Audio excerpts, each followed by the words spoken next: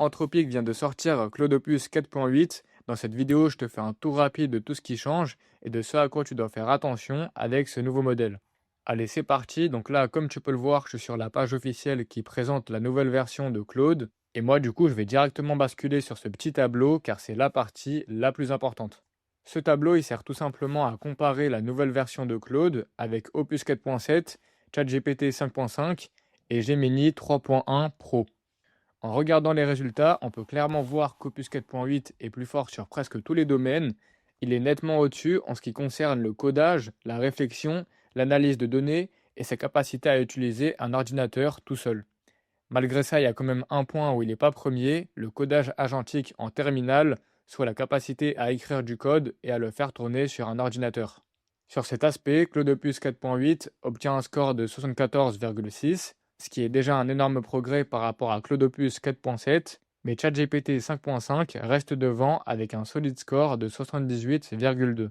Pour résumer, Claude devient aujourd'hui le meilleur modèle dans presque tous les domaines, sauf pour le codage autonome où ChatGPT garde encore une légère avance. Ensuite, ils nous disent aussi qu'une des améliorations majeures d'Opus 4.8 réside dans son intégrité, donc sa capacité à être honnête avec toi. Anthropic affirme que les modèles d'IA ont souvent un gros défaut, qui est celui de tirer des conclusions un peu trop vite. En gros, l'IA te dit avec assurance, c'est bon, j'ai réussi, tout fonctionne, j'ai fait la tâche que tu m'as demandé, alors qu'en vrai, il n'y a rien qui prouve que c'est réellement le cas. Si tu utilises Claude ou ChatGPT régulièrement, tu l'as forcément déjà vécu. Tu demandes un truc, l'IA te répond hyper confiante comme si elle n'avait aucun doute sur ce qu'elle t'a généré, et au final, tu te rends compte que sa réponse est fausse ou que ça n'a rien à voir avec ce que tu attendais. Eh bien, désormais, d'après ce que disent les premiers testeurs, Opus 4.8 a complètement changé sur ce point-là. Juste ici, on a un chiffre qui prouve tout ça de manière hyper claire. Je vais vous lire la phrase. Opus 4.8 est environ 4 fois moins susceptible que sa version précédente de laisser passer inaperçu des failles dans son code. Concrètement, ça veut dire que tu peux lui faire beaucoup plus confiance sur des longues tâches en autonomie sans avoir à revérifier derrière lui en permanence. J'ouvre juste une petite parenthèse rapidement. Si le contenu te plaît et que tu trouves mes explications utiles, n'hésite pas à t'abonner et à lâcher un like. Ça fait toujours plaisir, surtout pour quelqu'un qui vient de lancer sa chaîne. Allez, on est reparti. Un autre point hyper intéressant, c'est qu'Anthropic a fait une évaluation détaillée de l'alignement du modèle avant de le sortir. Pour te la faire encore plus simple, ils ont mesuré à quel point l'IA agit vraiment dans ton intérêt et pas juste pour te faire plaisir. Leur équipe a conclu qu'Opus 4.8 atteint des sommets en matière de comportements prosociaux. Concrètement, ça veut tout simplement dire qu'il favorise ta capacité à te débrouiller seul, le but étant de ne pas te rendre dépendant de lui, et du coup, pour faire cela, il t'explique son raisonnement, mais il va te laisser prendre les décisions.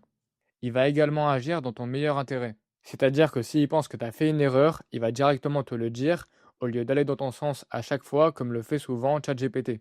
Anthropic estime aussi que la 4.8 affiche des taux de comportement désalignés, comme la tromperie ou la coopération à un usage malveillant, nettement plus bas que la 4.7, et que ce niveau d'exigence est même comparable à celui du plus gros modèle d'IA qu'il nous prépare pour les prochains mois, Mythos.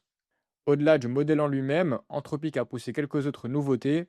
Donc la première, du coup, c'est les workflows dynamiques. L'idée, c'est qu'on peut maintenant lancer Claude Code sur une tâche très complexe et il va travailler dans la durée en faisant tourner des dizaines, voire des centaines d'agents en parallèle dans une même mission pour s'assurer que le travail est vraiment terminé.